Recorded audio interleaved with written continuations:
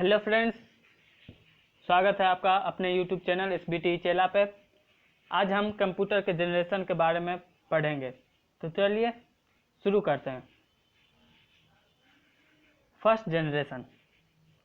तो first generation का शुरुआत 1942 में हुआ था और 1956 तक रहा था। फर्स्ट जनरेशन के कंप्यूटर आकार में बहुत बड़े होते हैं, इनकी स्पीड बहुत ही स्लो होती थी और मेमोरी भी कम होती थी, इसलिए इसमें डाटा को स्टोर करके नहीं रखा जाता था। इसकी कीमत भी बहुत थी। तो देखते हैं, द पीरियड 1942 टू 1956 रफली consider as the first generation of computer. तो जो इसकी शुरुआत थी 1942 से 1956 तक हुई।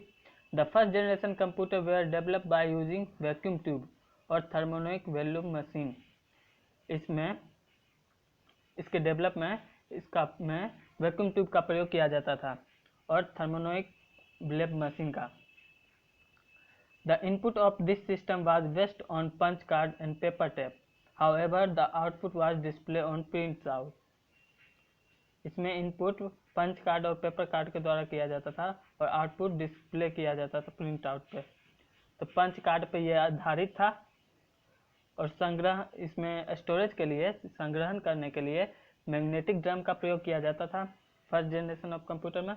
और ये बहुत ही नाजुक और कम विश्वसनीय था, क्योंकि शुरुआत था इसका तो बहुत ही बड़ा था, तो हैंडल करना पड़ता था। जैसे एक रूम बहुत से दूरी पर था, उतना बड़ा कंप्यूटर रखा था। तो बहुत सारे इसमें, इसलिए उसके साइज में बहुत बड़ा होने के कारण इसमें बहुत सारे एयर कंडीशनर का उपयोग किया जाता था।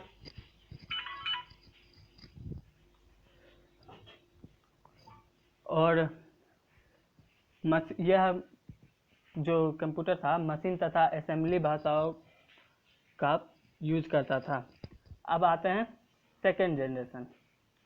द पीरियड 1956 टू 1963 इज रफली consider as the period of second generation of computer.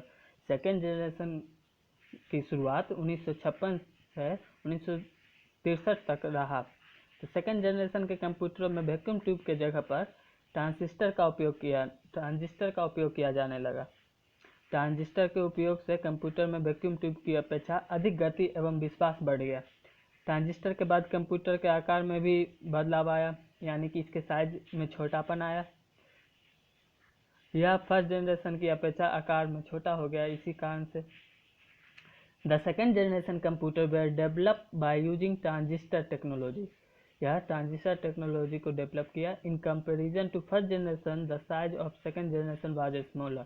जैसा कि हमने हिंदी में बता दिया है कि इसका साइज जो है छोटा हो गया फर्स्ट जनरेशन की अपेक्षा। In comparison to computer to the first generation was lesser. The computing time taken by computer of second generation was lesser. यह फर्स्ट जनरेशन के अपेक्षा बहुत ही छोटा हो गया। अब इसमें देखिए, ट्रांजिस्टर का उपयोग होने लगा, छोटा एवं ऊर्जा की कम खपत होने लगी। जैसे ही इसका साइज में छोटापन आया, यह ऊर्जा को कम खपत करने लगा। तेज भी हो गया स्पीड में, क्योंकि इसमें ट्रांजिस्टर का, वैक्यूम ट्यूब की जगह ट्रांजिस्टर का उपयोग किया जाने लगा। यह खर्चीला भी कम है फर्स्ट जनरेशन की अपेक्षा। और इसमें कोबल एवं फोर्टन जैसी प्रोग्रामिंग लैंग्वेज का विकास हुआ और स्टोरेज डिवाइस, प्रिंटर एवं ऑपरेटिंग सिस्टम का भी उपयोग होने लगा। तो अब देखते हैं third generation of computer. The period 1963 to 1971 is roughly considered as the period of third generation of computer. Third generation of computer जो था उसका शुरुआत 1963 से 1973 के बीच में रहा। In third generation computer were develop by using the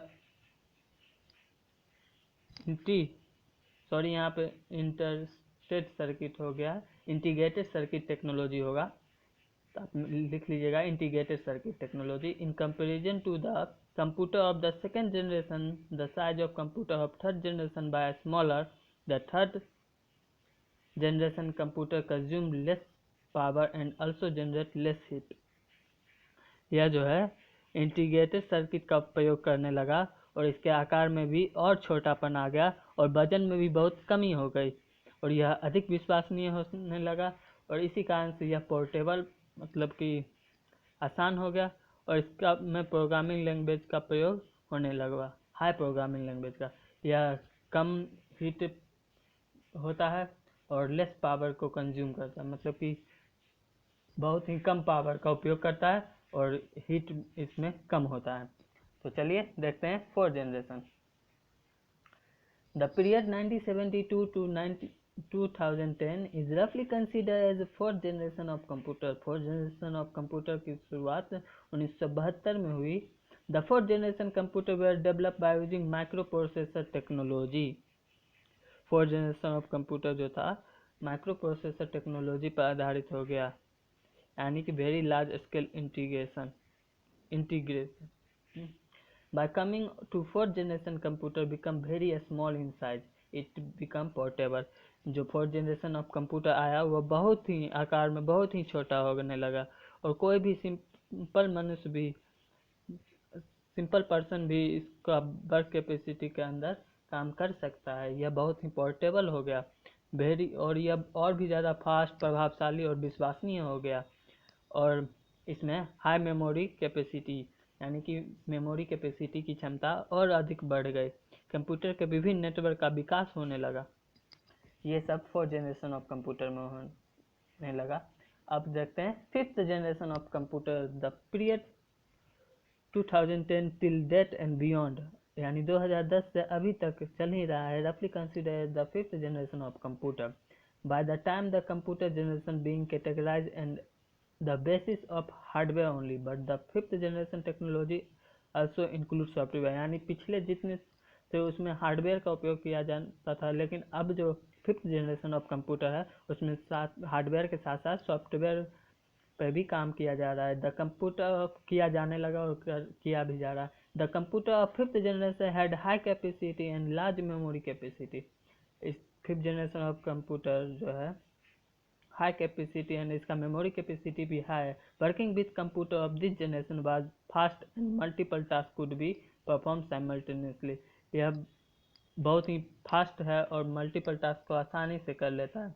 fifth generation of computer में डिफरेंट साइज के कंप्यूटर आने लगे, जैसे लैपटॉप, पीसी, छोटे छोटे टैब, प्लाज्मा टैब इत्यादि, और इसमें इंटरनेट का भी उपयोग किया जाने लगा।